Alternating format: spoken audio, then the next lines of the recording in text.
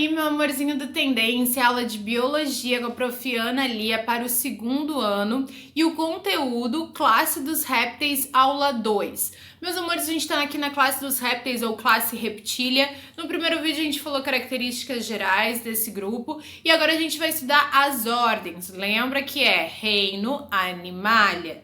Reino, Renata foi. Filo, cordados. Subfilo, vertebrados, porque são dentro dos cordados que tem coluna vertebral. E aí depois tem Renata foi comer a classe dos répteis, ovos, que é a ordem. Então agora a gente vai estudar as ordens dentro da classe dos répteis. Qual é a primeira ordem? Não tem primeira, segunda, mas que aqui tá no slide. A ordem dos quelônios. Eu abri agora, ficou um pouco de reflexo ali.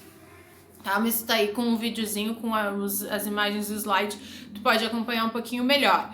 Ordem dos quelônios são esses répteis que possuem essa carapaça como proteção. E aí a gente tem que saber, lembra que a gente quando tá no ensino fundamental, a gente acha que tudo é a mesma coisa? Tartaruga, jabuti, cágado, tudo eu chamo de tartaruga. Cada um é um, dependendo do ambiente que ele vive e as adaptações para esse meio. Por exemplo, a tartaruga é a marinha, é aquela que a gente vê no Projeto Tamar, que eles recuperam o animal e etc e tal, tá? A tartaruga, e é muito interessante que eles se comunicam tocando-se, se tocando, né? Por isso que é muito comum a gente ir no Projeto Tamar e elas ficarem batendo naquela piscina e dá uma angústia, porque a gente sabe que não é um ambiente natural, mas que elas estão sendo ali reabilitadas.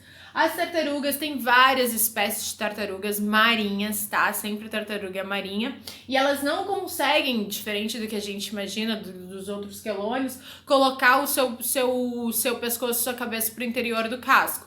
Muito pelo contrário, elas têm aí essa questão que elas não têm essa capacidade. Elas são extremamente ágeis no ambiente aquático. Quando elas vêm para a areia para botar seus ovos, elas já são bem mais lentas, né? Porque não é o ambiente apropriado para elas. Então, na água, e as tartarugas, pela minha experiência com mergulho, é muito legal mergulhar com tartaruga, elas são animais extremamente relacionais. Tipo assim, há lugares que eu estive que as tartarugas elas eram caçadas para o consumo, como as Ilhas Salomão, era muito triste. E nós, mergulhadores, logicamente não caçávamos, até procurávamos defendê-las. Mas quando a gente mergulhava, elas viam o ser humano e picavam a mula porque sabia que apresentava perigo. Em compensação, quando eu fui mergulhar na Tailândia, que lá é totalmente proibido caça, pesca ou coisa do tipo, e que existe muita exploração desse ambiente para o mergulho recreativo, ou seja, para as pessoas apenas visualizarem, tinha um ponto de mergulho que só tinham tartarugas, que elas ficavam lá, e como sabiam que os mergulhadores não podiam nem tocar nelas, jamais se pode tocar num animal marinho, ou seja ele fixo, coral, ou não pode tocar, então a gente não tocava. Então elas sabiam que por mais que tivesse um fluxo muito grande de gente na água, eles não apresentavam, seres humanos não apresentavam perigo e elas não davam a mínima bola pra gente. Se elas estavam comendo, elas continuavam comendo. Uma coisa que eu não concordava é quando as pessoas chegavam muito perto para tirar foto, que ela não se movia e de certo modo causa um estresse. Outro detalhe importante, que quando a gente vê uma imagem de pessoas mergulhando, tocando nos animais, antigamente se via aquelas imagens segurando o casco, aquilo faz muito mal. Muitas vezes a gente vê manchas no casco da tartaruga, e é por quê? Porque há o contato ou da mão ou de alguma coisa que veio do ambiente terrestre, um pedaço de lixo, um pedaço de plástico, e elas não têm imunidade contra essas bactérias que a gente carrega e causam um tipo de infecção. Então aquelas manchas às vezes é como se fosse uma infecção causada do contato. Então não se deve tocar. Outra coisa importante de tartaruga, só pra gente terminar um vídeo só sobre tartaruga, né? É o fato do plástico, né? Elas se alimentam muito de quinidários, de águas-vivas e outros animais quinidários de vida fixa. E o plástico no mar se assemelha muito a uma água-viva devido à sua transparência e elas acabam comendo e se engasgando e acabam por morrer. Então, cuidado, principalmente o canudinho na praia, porque o canudo ele não se degrada, ele não é reciclável, então não dá para aproveitar, então sem canudos plásticos. Outra coisa importante aqui, o jabuti. O jabuti é o terrestre, é esse que o Darwin estudou lá em Galápagos, que tem um monte que ele é totalmente terrestre, não dá pra colocar ele na água, senão ele vai morrer e tu não vai fazer isso. né? E o jabuti, ele é capaz de colocar o pescoço, muitas espécies, o pescoço interiorizar para dentro do casco da carapaça. E para terminar, tem o cágado, que é esse animal que é um quelônio de água doce, tá? Que ele é uma transição, não é nem o jabuti, nem a tartaruga. Então, cágado, água doce, jabuti terrestre, tartaruga marinha. Qual que é o detalhe, gente? Não queira ter esses, se você tem, repense, não estimule outras pessoas a terem. Não tenham esses animais em casa. Por quê? Eu comprei o meu no pet shop, o meu é legal. Tudo bem, mas a maioria dos cágadozinhos que a gente tem e que se vende, eles não são nativos. Eles são, a maioria, trazidos da China. E, às vezes, muitas vezes, até você conseguir esse animal, ele passou por tráfico ilegal ou por maus tratos. Então, comercializar esse tipo de animal não é legal. Outro detalhe... As pessoas, elas compram esses animaizinhos para as crianças e eles escapam, ou as pessoas não conseguem cuidar e colocam no ambiente. Eles são animais exóticos, não são da fauna natural, competem com os animais daqui, acabam às vezes sendo responsáveis pela extinção de animais locais ou acabam morrendo porque não tem o alimento para sua sobrevivência. Então, não é legal estimular esse tipo de, por mais que seja comum, não é legal. Tenha dog, tenha cachorro, tenha gatinho, que são animais domésticos que precisam do cuidado humano, adote, tá? Por favor, vamos repensar isso daí. Outro detalhe importante, gente, outra ordem, os crocodilianos. Os crocodilianos, jacaré, crocodilo, temos várias espécies. O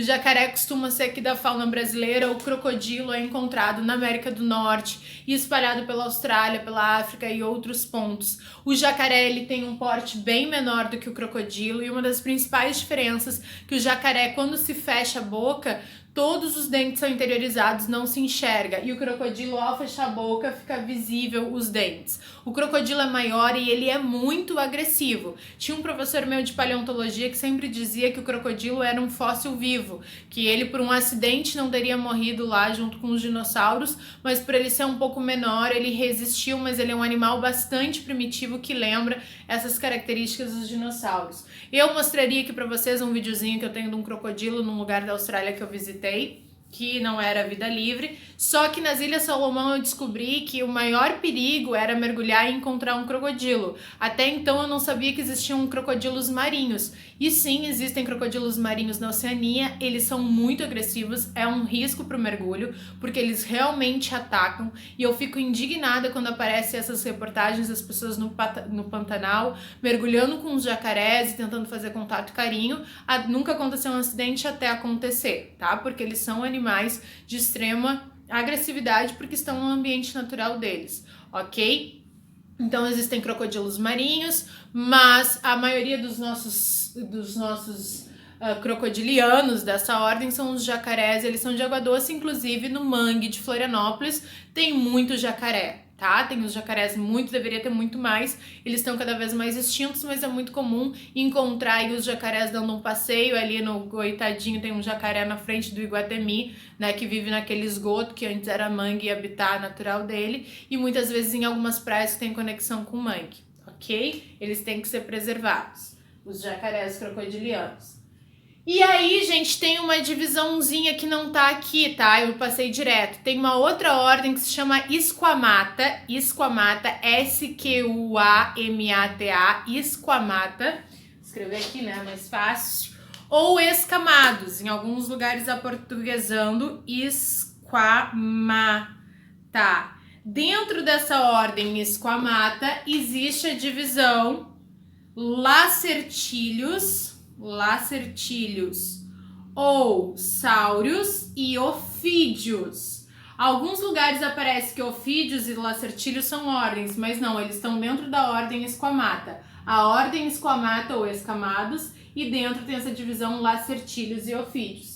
E vamos aqui primeiro para os lacertílios, que podem também ser chamados de sáureos. Lagarto, lagartixa, camaleão. Ana Lia, a lagartixa que vive no cantinho da minha parede, É um réptil do tipo Lacertiliossauro, um esquamata, tá? Ela põe ovo. A lagartixa é extremamente importante, tá? Porque ela come animais, aranhas peçonhentas, insetos, mosquitos. Então ela só faz bem pro nosso habitat normal, não mate, ela não faz mal nenhum. Um detalhe importante aí das lagartixas, que algumas espécies de lagartos têm, é a capacidade de perder o rabo na hora da fuga, na hora do perigo. Você pega pelo rabo, ela desprende esse rabo e logo ela regenera. Alguns lagartos fazem isso, mas não regeneram com tanta facilidade que nem uma lagartixa, ok? O camaleão tem essa capacidade de também ficar camuflado, porque ele tem uma variação nas colorações dos seus tecidos, da sua pele, e portanto ele consegue ficar aí por um tempo, dependendo das cores, mudar de cor e se disfarçar. Alguns deles podem ter veneno sim, tá? Como alguns camaleões. E muito importante, gente, a iguana é outro animal que é extremamente comercializado por pet shops. Não estimule isso, não queira ter uma iguana. Esses animais, eles acabam sofrendo pelo tráfico de animais para chegar até aqui, porque não são animais da nossa fauna, ok? E aí a gente tem dentro do esquamata, que eu falei pra ti, os ofídeos, que são as cobras. As cobras, nós vamos ter um próximo vídeo só sobre ofídeos, falando todas as características delas, uma questão de saúde pública, como reconhecer uma cobra peçonhenta e uma cobra não peçonhenta, as principais espécies. Tem até um materialzinho que a minha irmã, que é da Polícia Ambiental, eu vou até mandar para vocês. Ela me disponibilizou de um curso lá de medicina, falando todas os tipos de cobras, os tipos de mordida, os tipos de picados, os primeiros socorros que devem ser feitos e outros animais peçonhentos. Eu vou disponibilizar para vocês porque é um encartezinho aí de saúde pública, mas depois a gente vai falar mais sobre cobras num vídeo específico.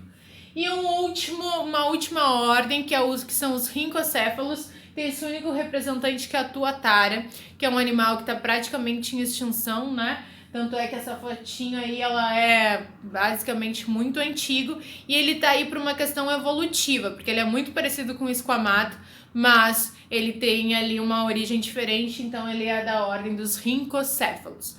Beleza, meus amores? Aqui a gente terminou as ordens dos répteis e no próximo vídeo a gente vai ter uma aula só sobre cobras. Se prepara!